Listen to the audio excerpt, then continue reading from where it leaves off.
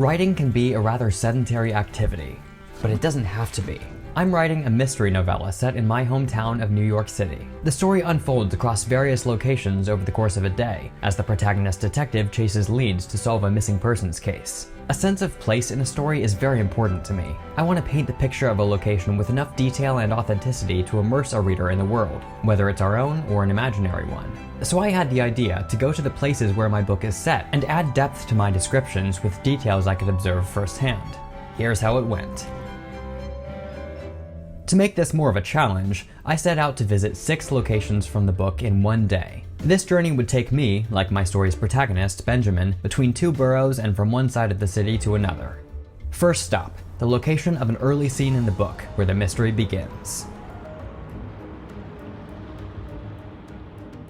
So here we are. This is the first location. This is sort of where the inciting incident of the book takes place. So right now I'm at the base of the Hellgate Bridge. This is a bridge that spans the length of the East River. So this is about where I imagine the scene takes place. This is where Benjamin meets his niece and her friends, and they tell him that they've been followed by a mysterious stranger. Of course, it's supposed to be sunset when this scene is taking place, so just imagine the skies are orange and red and all that. A little more dramatic lighting. Right now, we're beneath the Hellgate Bridge. I'm going to do a bit of writing now, adding some details that I've picked up while I'm here. Of course, I've visited this place many times before, but it's really great to actually be in the environment where a scene is set when you're writing it.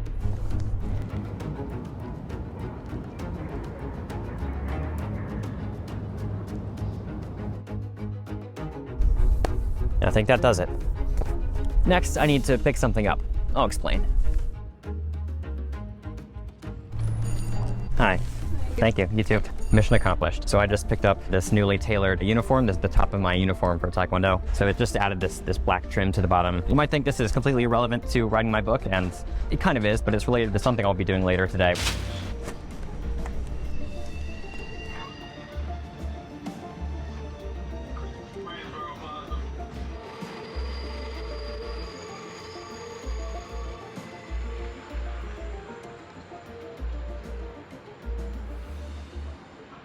This is one of many construction sites here in Long Island City. The finale of the book, spoiler alert, takes place in a skyscraper skeleton just like this one. The unfinished nature of the building sort of adds to the dramatic tension of the finale. There aren't any finished walls, so, you know, someone could be pushed or fall over the side. Here's another skyscraper under construction. They're all over the place here. And there's another one. Fun fact, I actually wrote a significant portion of Fallen Nation, the first book in the Fallen Nation trilogy, right in there.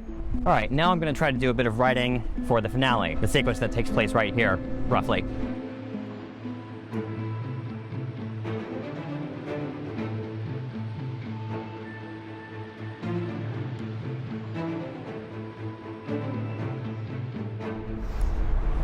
All right, on to the next place.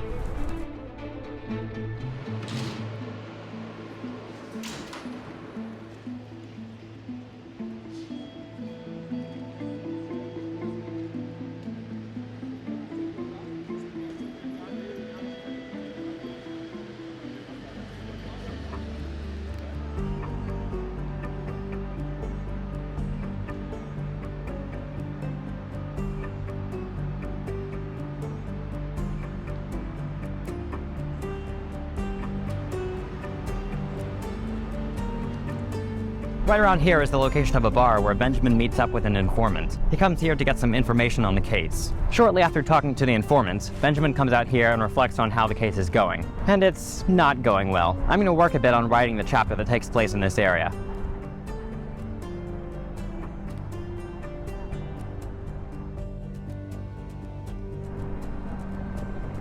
All right, on to the next place.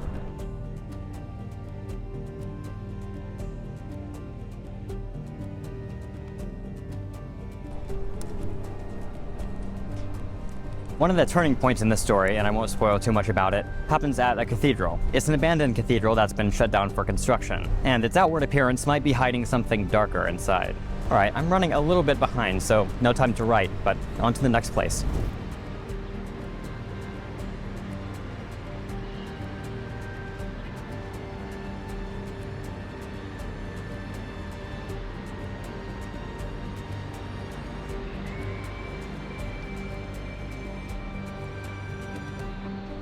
Benjamin comes to the High Line to meet with someone important to the case. Some major revelations are revealed in this scene. Do you know what time it is? I'm going to revise the scene with some extra details I picked up here.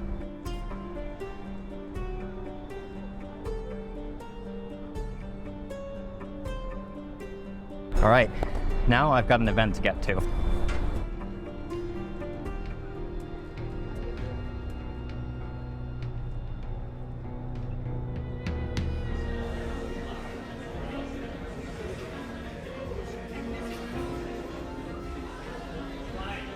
I just got out of the event. I didn't stay there very long because I didn't really know what to do. But they did give me this cookie, which is nice.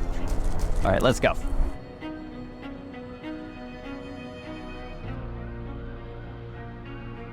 I'm here in Central Park. I'm about to go teach a Taekwondo class. Is that related to the book?